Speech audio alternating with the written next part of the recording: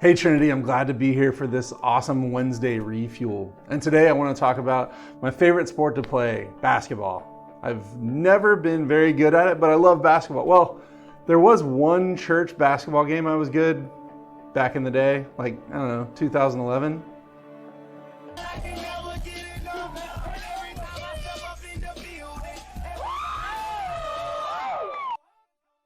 And they stay there, and they say yeah, and they say there.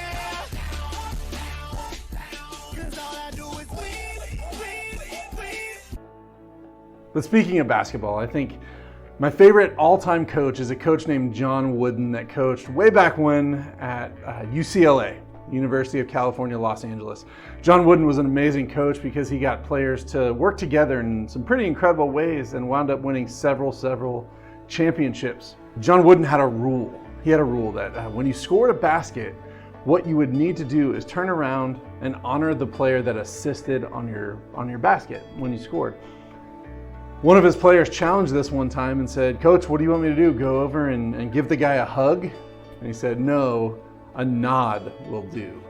A nod will do."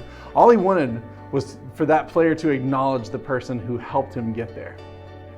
I think when we read about the body of Christ in 1 Corinthians, we kind of learn the same thing.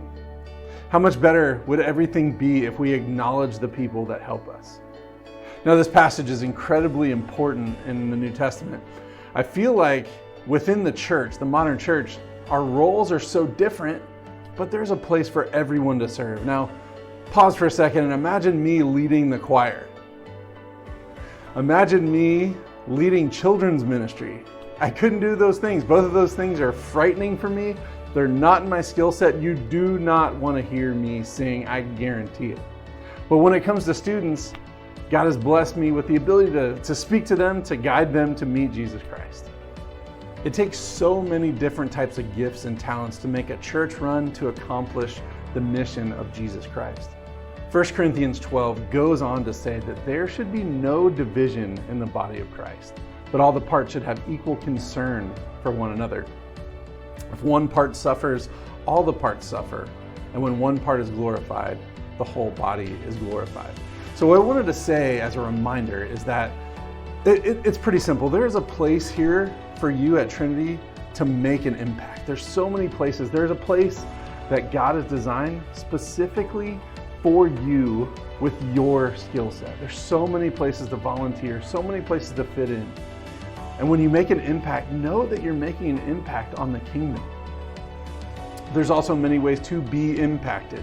When you get into a small group, when you get into a Bible study, when you start spending time with the body of Christ, you will be impacted by the love of Jesus.